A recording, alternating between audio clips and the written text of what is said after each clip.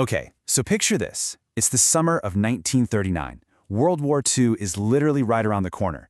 And on this remote, desolate border in Asia, a massive, undeclared war just erupts out of nowhere. The outcome of this one battle would go on to change everything. So what exactly happened, and maybe more importantly, why have most of us never even heard of it? To get to the heart of this, we're not starting in some war room in Tokyo or Moscow. Nope. Our story begins right here, out on the vast, seemingly empty plains of Mongolia, a landscape that was about to become the stage for a shockingly brutal modern war. In rising out of these plains, you find these enormous memorials. They're tributes to a battle that has pretty much been wiped from our collective memory. So what on earth happened out here that was so important it deserved a monument this epic? Let's start with these monuments, because they really tell a story. Their sheer size gives you a hint about just how intense this fighting was, and how important the victory they celebrate really is. I mean, we're talking about a victory monument that's 54 meters tall, a whole museum packed with artifacts. Even the battlefield itself is still covered in bomb craters. This all points to something huge. To really get it, we need to rewind to the summer of '39, when tensions between two empires were about to boil over. So a skirmish becomes a war.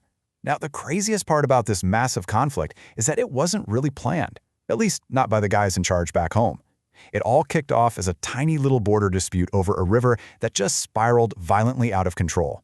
So it starts in May with a small clash, but then Japan's Kwantung army, kind of going rogue here, just keeps pushing and pushing, totally defying orders from Tokyo. By August, this little incident, as they called it, had exploded into a full-blown war between Japan and the Soviet Union. You've got somewhere around 90,000 troops just thrown into the meat grinder. But here's the thing, this wasn't just a battle of numbers. It was a fundamental clash of military philosophies. And that brings us to the heart of the conflict: spirit versus firepower. This was a head-on collision between two completely different ideas about how you win a war. Now, the man who would later become the Soviet Union's most famous general, Georgy Zhukov, was actually sent to command the Red Army forces here, and he just perfectly summed up the entire problem for the Japanese. Their leadership, their strategy, it was a catastrophic failure, and it was all rooted in this really dangerous ideology. This battle just ripped the curtain back on the huge flaws in the Imperial Japanese Army. For years, their leaders had been pushing this spirit-first idea, the belief that Japanese willpower and guts alone could overcome any disadvantage. They totally underestimated the Soviets and thought bayonet charges could beat tanks. And when you put that kind of thinking up against an army with overwhelming tank and artillery power, well, the reality on the ground for the Japanese soldiers was just a nightmare. They were left with pretty much nothing but their courage and some truly desperate, almost suicidal tactics. This quote from one of their own commanders is just devastating. Can you imagine? Your soldiers are literally trying to take out modern tanks with improvised gasoline bombs in cider bottles? It was absolutely hopeless. And for the soldiers on the ground, the result was, well, you see it right there. It was hell. The human cost of this strategic blindness was just immense, and it all led to a catastrophic defeat for Japan. So by September of 1939, the fighting's over. And let me tell you, for anyone who was actually paying attention, the result was clear. It was a decisive, unambiguous victory for the Soviets. Just look at the Japanese 23rd Division. This was their main force in the battle. They were effectively wiped out. Some estimates put their casualty rate as high as 80%. That's practically complete annihilation. So, a crushing defeat for Japan, a decisive victory for the Soviet Union. Got it. But the battle itself is only half the story. The real significance of Nomonhan is all about the lessons that were learned from this disaster and, more importantly, the ones that weren't. Because the aftermath of this battle sent two empires down completely different paths, and the choices they made would directly shape the outcome of the Second World War.